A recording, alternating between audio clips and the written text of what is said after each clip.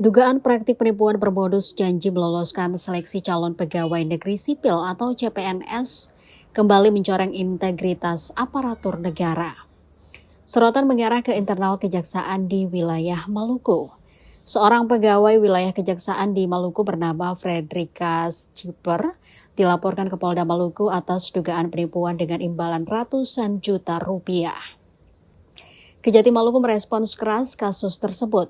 Melalui Kasih Penerangan Hukum dan Humas Kejati Maluku, Ardi menegaskan bahwa institusinya tidak akan mentoleransi tindakan tersebut, terlebih jika dilakukan oleh pegawai internal.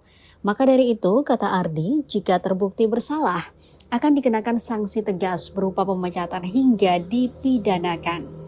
Ardi juga meminta agar pelapor dapat pembayaran disebutkan dilakukan secara bertahap dan hingga kini pelapor mengaku telah menyerahkan 30 juta melalui transfer bank. Namun seiring berjalannya waktu, pelapor memperoleh informasi bahwa janji kelulusan tersebut tidak benar. Pelapor kemudian meminta pengembalian uang yang telah diserahkan. Terlapor kemudian mengaku bahwa uang tersebut telah diberikan kepada pihak lain yang mengurus kelulusan CPNS yang dimaksud.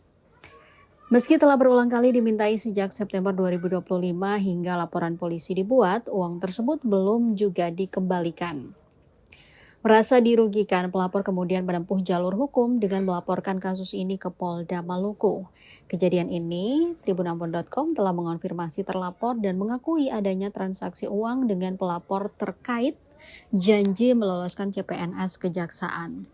Kasus ini menambah daftar laporan dugaan penyimpangan dalam proses seleksi CPNS yang sejatinya dilaksanakan secara transparan dan berbasis kompetensi.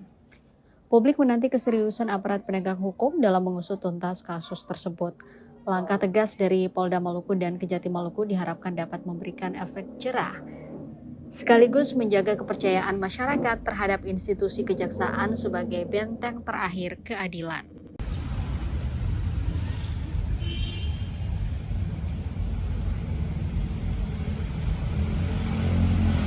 Download Tribun X sekarang, menghadirkan lokal menjadi Indonesia.